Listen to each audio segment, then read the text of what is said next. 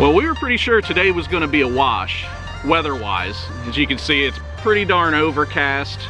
It's pretty gloomy all the way around, but I got a call from Erik this morning. He said, man, it's not supposed to rain until later tonight, so why don't we go out for a little bit and check out some new spots. On our trip up to New York, I had spotted this place and pointed it out to these guys that we'd have to stop by sometime, and then Erik on his own, I think, came by here. Slightly different spot, but same general area.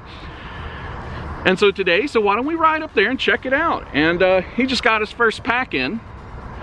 Looks pretty good. There's not a lot of people here, so it would actually be a good place to do some flying. So when Erik called, you know, my drones have not been operational since Nubapalooza, and since I spent the entire week running around playing, you know, how long can I ignore my family? And when I got Erik's call this morning, I started rushing through trying to fix one of them, and I'm pretty sure I fried an ESC and a flight controller. I know for a fact I fried those two things. I'm hoping I didn't fry anything else in the process, so we'll see how that goes. So I'm just out here keeping Erik company today. He's offered his drones up, but I've got to be in the mood before I even get in before I put my own drones up in the air. I don't want to put his up and have it end up in the canal. Otherwise, homeboy would be swimming, and it is not swimming weather today.